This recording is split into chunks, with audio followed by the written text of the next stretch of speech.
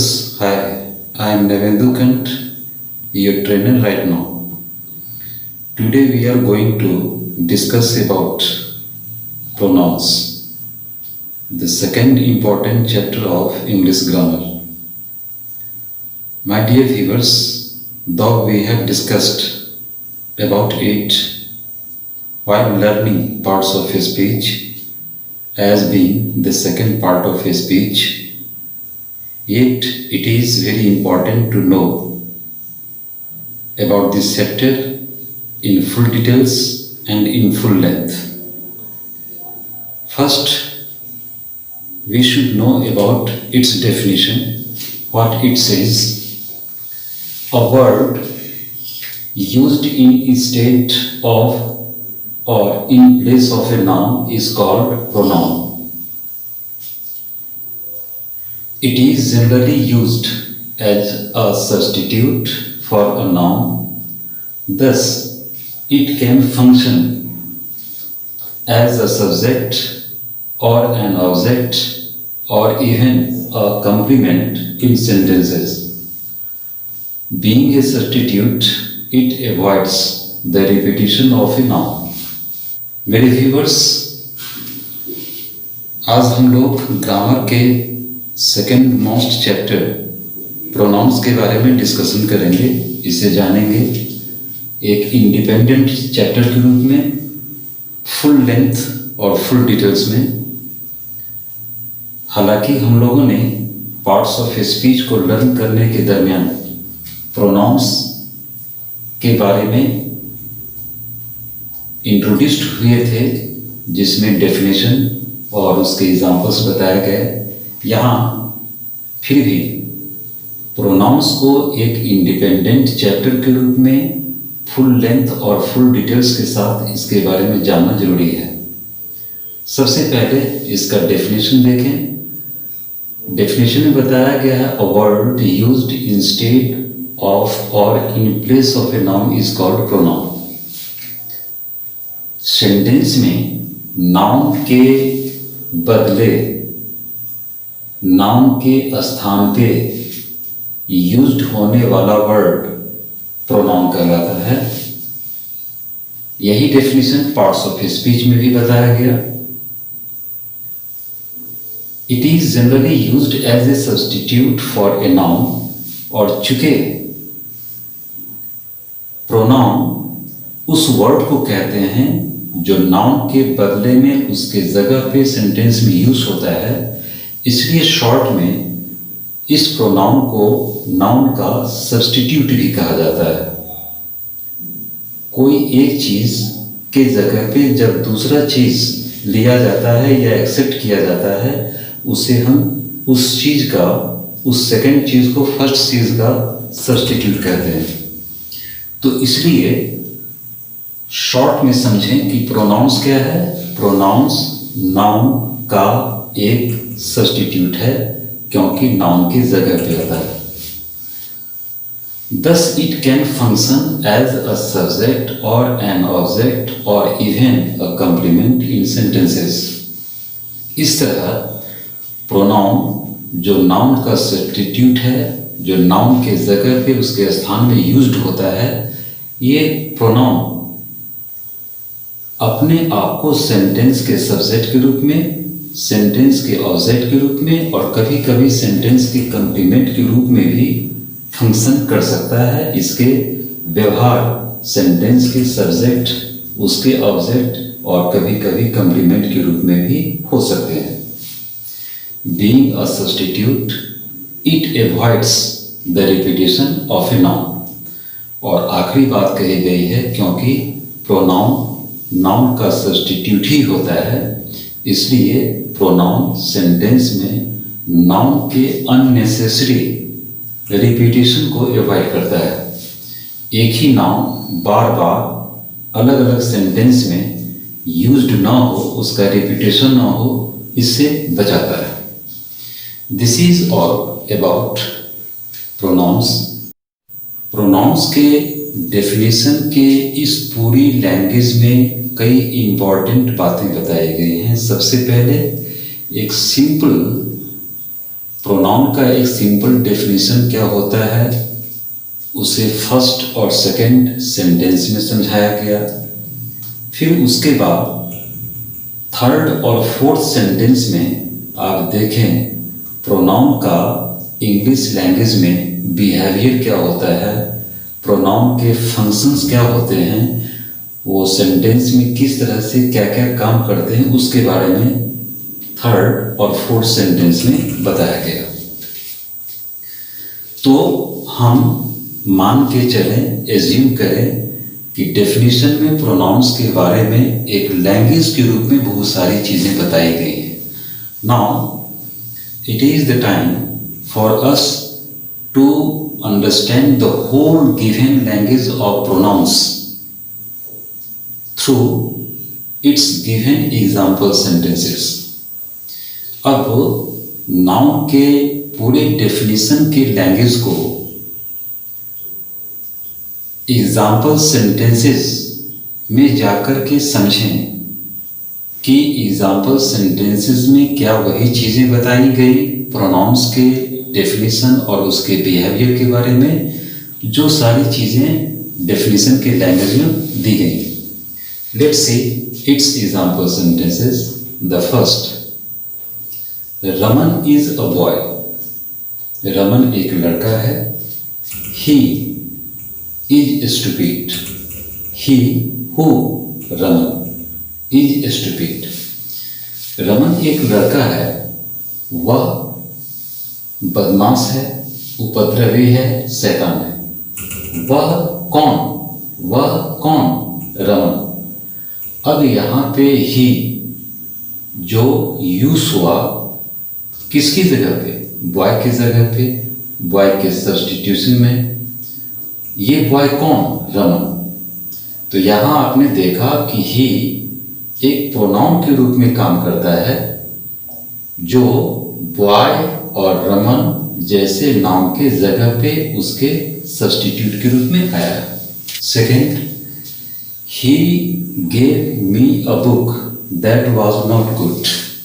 उसने मुझको एक किताब दिया जो अच्छी नहीं थी। अब सेकेंड सेंटेंस में रिमार्केबल और कंसीडरेबल पॉइंट्स ये हैं कि इस सेंटेंस में ही क्या है? प्रोनाउन। और प्रोनाउन सेंटेंस का क्या है? सब्जेक्ट। फिर मी, ये क्या है? सेंटेंस का सेकंड प्रोनाउन पी। और प्रोनाउन के रूप में यह क्या है? सेंटेंस का ऑब्जेक्ट। क्यों? क्योंकि ऑब्जेक्ट किसी मेन वर्ब के बाद आने वाला फर्स्ट नाउन या फर्स्ट प्रोनाउन होता है। यहाँ मेन वर्ब गेव है, उसके बाद फर्स्ट प्रोनाउन मी जो आई सब्जेक्ट का ऑब्जेक्ट है उस रूप में यहाँ प्रोनाउन बन के आया और ये ऑब्जेक्ट हो गया। नेक्स्ट, दैट, ये भी सेंटेंस का थर्ड प्रोनाउन का एग्जाम्पल है और यहाँ ये प्रोनाउन यूज्ड हुआ किस रूप में? कॉम्प्लीमेंट के रूप में। तो फर्स्ट सेंटेंस में डेफिनेशन का जो फर्स्ट सेंटेंस था जिसमें बताया गया कि प्रोनाउन नाउन के बदले यूज्ड होने वाला वर्ड है, वो डेफिनेशन का लैंग्वेज इस पूरे फर्स्ट एग्जाम्पल सेंटेंस में एक्सप्लेन्ड हो जाता। फिर सेकेंड सेंटेंस में जहाँ प्रोनाउन के बिहेवियर और फंक्शंस के बारे में बतलाया गया कि प्रोनाउन सेंटेंस का सब्जेक्ट, सेंटेंस का ऑब्जेक्ट और कभी कभी कॉम्प्लीमेंट के रूप में भी काम करता है, वो सेकेंड सेंटेंस के एग्जाम्पल्स को देखने पे समझ में आ जाता, एक्सप्लेन हो जाता। अब जरा देखें थर्ड सेंटेंस में क्या बताया गया है। थर्ड सीरियल नंबर पे 3 एग्जाम्पल सेंटेंसेस है। First, Neeraj is a boy. Second, Neeraj is stupid. Third, Neeraj beats all. इस तीनों एग्जाम्पल सेंटेंसेस में एक ही व्यक्ति, एक ही पर्सन जो नीरज है उसके बारे में बतलाया गया और हर सेंटेंस में एक ही व्यक्ति नीरज को 3 बार रिपीट किया गया सब्जेक्ट के रूप में, नाउन के रूप में। 3 सेंटेंस में 3 सेम नाउन को अननेसेसरीली रिपीट किया गया, बेवजह उसे दोहराया गया।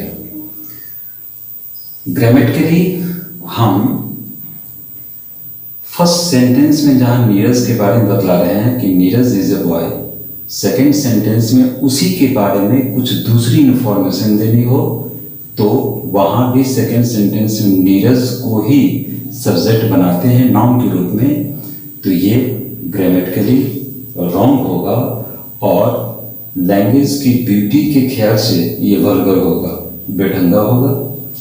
सेम केस थर्ड सेंटेंस के साथ होगा, क्योंकि थर्ड सेंटेंस में सेम पर्सन नीरज को अननेसेसरली रिपीट किया गया, जिसके वजह से यहाँ ये सेंटेंस रॉन्ग माना जाएगा और लैंग्वेज की ब्यूटी के ख्याल से ये वल्गर माना जाएगा और माना जाएगा। तो हम इस तरह की लैंग्वेज फॉर्म नहीं कर सकते। ये नहीं कह सकते Neeraj is a boy, Neeraj is stupid, Neeraj bits all, Neeraj doesn't understand anything. बार बार हम सेम पर्सन को कई नेक्स्ट सेंटेंसेस में, फर्दर सेंटेंसेस में रिपीट नहीं कर सकते। अगर करते हैं तो ग्रामेटिकली रॉन्ग होगा, लैंग्वेज बिल्कुल बेकार होगी। अब अगर सेकेंड सेंटेंस में और थर्ड सेंटेंस में नीरज के बजाय एक प्रोनाउन यूज कर दें ही, तो ये करेक्ट हो जाएगा। यहाँ भी थर्ड सेंटेंस में नीरज के इंस्टेड में, उसके प्लेस में, उसके सब्स्टिट्यूट के रूप में एक एग्जैक्ट और एक्यूरेट करेक्ट प्रोनाउन ही यूज करें, the whole language will be very much correct. Okay, this is all about the definition of pronouns and their basic behavior and functions in the whole English language. Now let's switch over to various types of pronouns. अभी हम लोगों ने pronouns के definition और pronouns के जो respective basic functions और behaviors होते हैं English language में, उसको हम लोगों ने डिस्कशन किया एग्जाम्पल सेंटेंसेस के थ्रू। अब जरा हम लोग प्रोनाउंस के टाइप्स की तरफ मूव करें। We must know in the whole English grammar there are only 9 types of pronouns, such as the first personal pronouns, second possessive pronouns, third reflective और reflexive pronouns, fourth demonstrative pronouns, fifth distributive pronouns, sixth reciprocal pronouns, seventh relative pronouns, eighth interrogative, and ninth indefinite pronouns. My dear viewers, in my next video lecture I shall discuss about these all 9 types of pronouns one by one, giving you all their respective definitions and giving a lot of example sentences just to clarify and get a lot of confidence in understanding this very definition. My dear viewers, अगर आप pronouns chapter के इस part के बारे में और भी ज़्यादा कुछ जानने के लिए डिज़ायरस हैं, इच्छुक हैं, तो आप मेरी लिखी हुई book conceptual English grammar at a glance by N Kant, published by Blue Rose publishers को, जो अब आपके लिए फ्लैट 50% बोनांजा डिस्काउंट के साथ, डिस्काउंट ऑफर के साथ अब गूगल प्ले बुक्स पे अवेलेबल है, उसे खरीद सकते हैं। और अगर आप इस बुक के बजाय हैंड बुक लेना चाहते हैं तो वो लॉकडाउन के बाद 4 डिफरेंट ई कॉमर्स चैनल्स पे, जिसमें अमेज़न, फ्लिपकार्ट, स्नैपडील और ब्लू रोज स्टोर्स पर 12% ऑफर के साथ उपलब्ध होगा, उसे भी आप ले सकते हैं। My dear viewers, if you consider this part of the chapter to be quite different, interesting, educational and informative, please don't forget to subscribe the channel by pressing the bell icon. Please don't forget to like the video content and share it more and more.